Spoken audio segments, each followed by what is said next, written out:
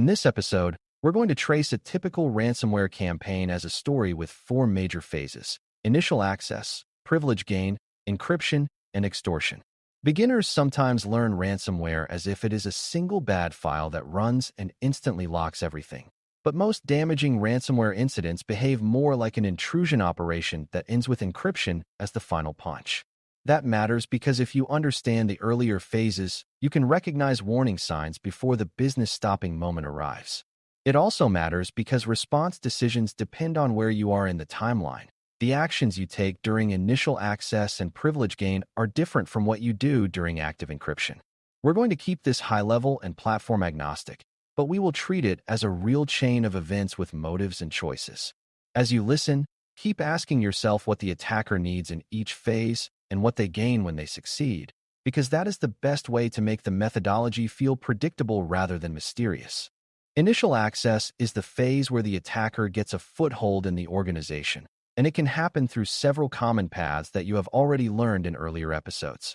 A frequent path is credential compromise, where attackers obtain a username and password through phishing, password reuse, or credential stuffing, and then log in through remote access portals or cloud consoles. Another path is exploiting an exposed service, where a system reachable from the internet has a weakness that allows the attacker to get inside. A third path is social engineering that leads a user to run something malicious or to approve something they should not. In many ransomware cases, initial access is not performed by the same people who later deploy the ransomware. It can be performed by one group that then sells or hands off access to another group. Regardless of who does it, the attacker's goal is simple: establish a presence that lets them come back and explore. At this stage, the impact might be invisible to most users, which is exactly why it is dangerous. Once the attacker has a foothold, the next part of initial access is validation and situational awareness, which means they test what they can reach and what kind of environment they are in. They might check whether they are on a regular user device or a server, what permissions the current identity has, and whether the environment has strong monitoring. They often look for stored credentials, session tokens, or configuration secrets that can help them move without triggering obvious alarms. They also map network connectivity because they want to know which systems can communicate with which others and where valuable targets might live. The attacker is also trying to learn what kind of organization this is, because the potential ransom size depends on business type, size, and dependency on technology. This is where an attacker might search for terms that indicate critical systems, like backups, finance, or customer data, not because those words are magical, but because they point to leverage. In other words, the attacker's first goal after entry is to understand where the pain points are. Privilege gain is the next major phase, and it is where many ransomware campaigns become serious. Privilege gain means the attacker tries to move from a limited foothold to higher levels of authority, especially administrative access. With higher privileges, attackers can reach more systems, disable defenses, and deploy ransomware broadly. Privilege gain can happen through many methods, such as stealing credentials from memory, finding passwords stored insecurely, exploiting misconfigurations, or taking advantage of accounts that already have more access than they should. Attackers also use lateral movement, meaning they move from one system to another, collecting access along the way.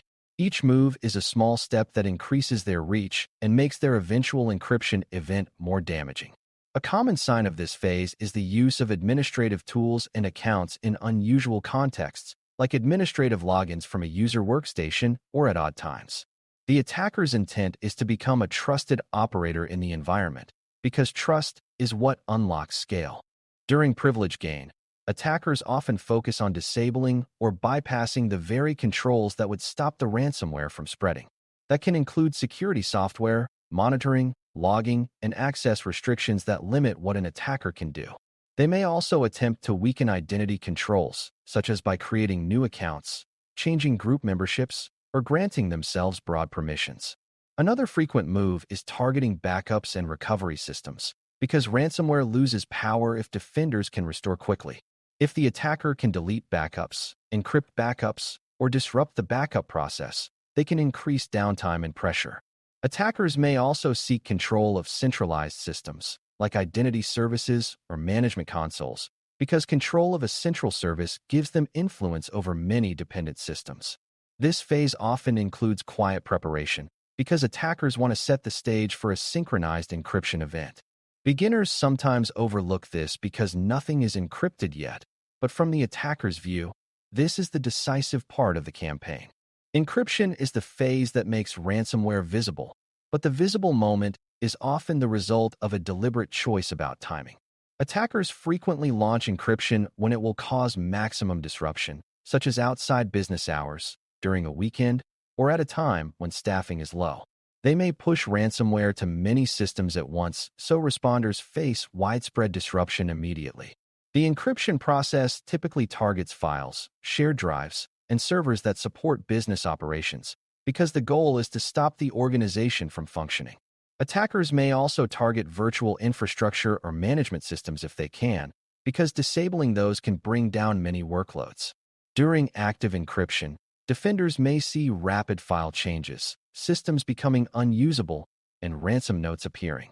This is also when systems may start failing in cascading ways because dependencies like file shares and authentication services become unavailable. The key idea is that encryption is not random. It is often the attacker's chosen moment to cash in on the access they built earlier.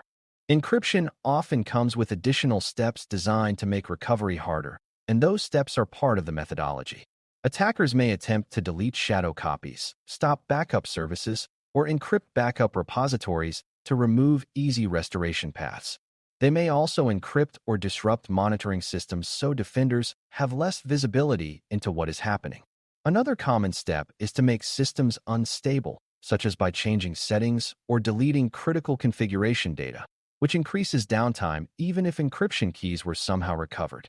Some attackers also focus on encrypting specific file types and avoiding others to maximize disruption while keeping systems running enough to display ransom instructions. The details differ, but the strategic goal is consistent.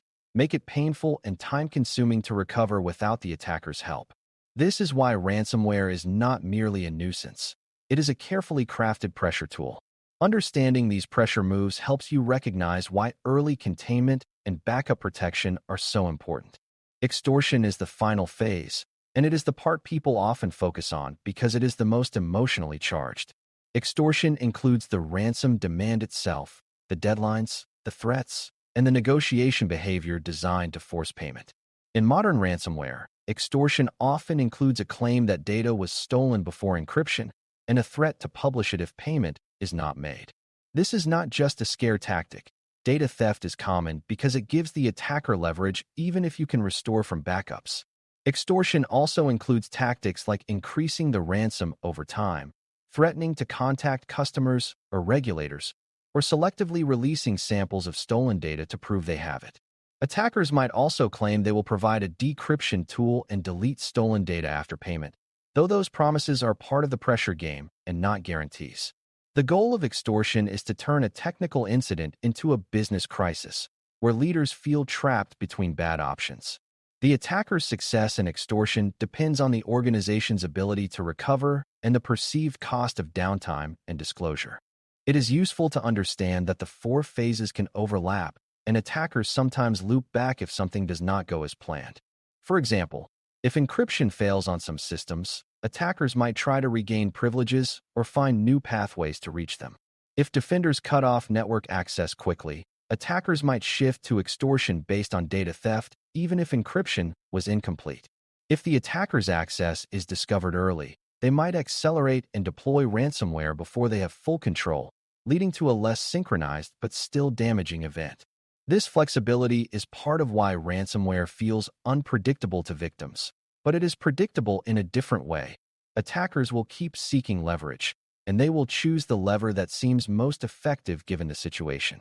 Your job as a responder is to understand which phase you are in and which levers the attacker likely still has available. That understanding helps you avoid being surprised by a sudden shift in tactics. Another important point for beginners is that each phase produces different kinds of evidence, and you can use that to reconstruct what happened. Initial access often shows up as unusual logins, suspicious messages, or unexpected remote connections. Privilege gain often shows up as account changes, new administrative sessions, unusual access to many systems, and changes to security settings. Encryption shows up as rapid file modifications, system outages, and the appearance of ransom notes. Extortion shows up as communications, posted threats, and sometimes evidence of data staging or exfiltration that happened earlier. Even if you do not have perfect visibility, thinking in phases helps you decide what to look for and in what order. It also helps you communicate to stakeholders, because you can explain that encryption is the visible phase but not the beginning, and that recovery must address earlier compromise to prevent recurrence. When you can tell the story in phases, you can make sense of chaotic incidents. As we close, keep the ransomware methodology chain clear in your mind, because it turns a frightening event into a series of understandable attacker needs. Initial access is about getting in quietly, often through credentials, exposure, or deception. Privilege gain is about becoming powerful enough to spread, disable defenses, and threaten recovery, especially by targeting backups and central services.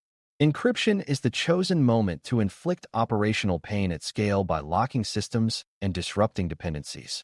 Extortion is the pressure campaign that turns that pain and often stolen data into a demand for payment. When you understand these phases, you can recognize early warning signs, interpret the attacker's intent, and prioritize response actions that reduce leverage. That is the heart of tracing ransomware methodology, and it is a core skill for handling ransomware incidents with calm, structured decision-making. Thanks for listening. For more audio courses, daily newsletters, and more, please visit BareMetalCyber.com.